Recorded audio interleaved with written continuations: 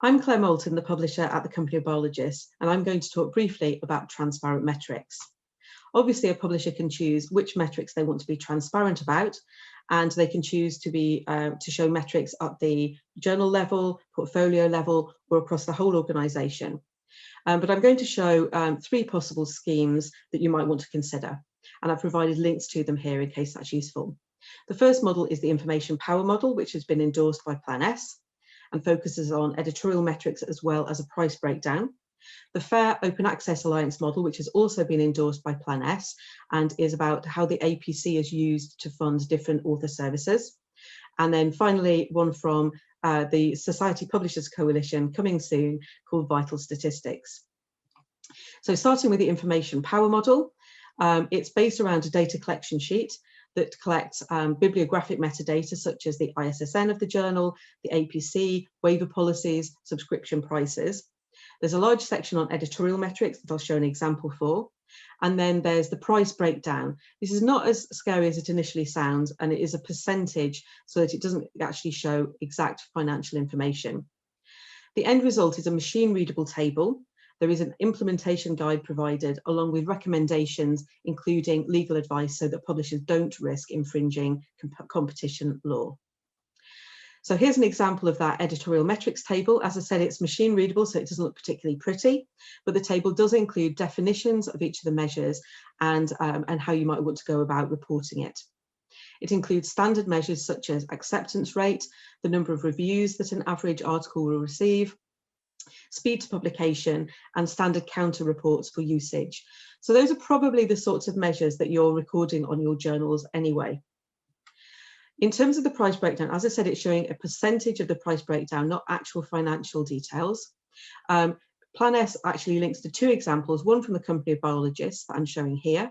And you can see that the price has been broken down into different categories. There's journal community development, which will include policy development, editorial boards, and commissioning content. There's the cost for the submission to the first decision, that's the triaging step. There's the cost for peer review. Then there are the services from acceptance to publication, which will include copy editing, figure work, conversion to XML. There are services post-publication, including handling of ethics issues. There's platform development, sales and marketing, and the all-important author and customer support. The second example that Plan S linked to is from F1000 Research. And in this case, they've divided their portfolio into categories. And so you can see the APC that you would pay and the different services and the breakdown of services that you would receive depending on which journal you submit to. So again, a very similar display using different categories of spend, showing what sort of services an author receives. So I'm now going to move on to the Fair Open Access Alliance model. This is very much based about the actual APC and the percentage breakdown and therefore the financial allocation from the APC along different author services. So there are journal operations, including submission system and platform development. There's publication, including the peer review, copy editing, and so on. There are the fees that you might pay to academic editors and so on. There's communication, including marketing, general such as admin costs. And you can also indicate if the journal makes a surplus from the APC, that you can indicate that here. For example, it may be used to cross-subsidise other journal titles. So the Fair Open Access Alliance linked to a number of examples. One of them is from Frontiers, and that is reporting, again, very much in that table format. And you can see that they've shown the APC and then the actual dollar equivalents in the different areas of activity for the journal.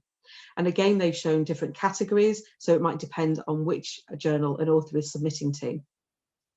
They also link to another example from Copernicus, where they've used the same scheme for breaking down the APC allocations, but they've again shown it in an infographic format, so you can see where the spend is allocated. And then finally, I said I'd talk about Vital Statistics. So this hasn't been published yet, but it came from a number of publishers who've used the previous two schemes to be more transparent about their metrics. And having received feedback from authors that they're delighted that we're being more transparent about our metrics, but there were certain author-facing metrics that they would like to see that we hadn't included. So we've come up with an additional list. The items in bold are recommended and the others are optional. And we're hoping that a number of members of the Society Publishers Coalition will show these metrics for their journals. It includes some standard measures such as the acceptance rate and speed to publication, but we've included here the 2-year impact factor, remembering DORA principles that should be presented within a range of metrics. And authors also wanted to know about certain policies, such as whether the journal accepts preprints, whether there's a mandatory publication fee. What's the open access status of the journal, and is there an open access fee? And just a reminder on that final item, that Plan S will also be requiring from transformative journals open access versus non-open access metrics. So that's comparative metrics in the areas of usage, citations, and altmetrics. So I'll just finish by reminding you that you can be transparent about whichever metrics you choose, but these might be helpful if you're looking for a scheme to follow or you're wanting Plan S compliance. Thank you very much. Goodbye.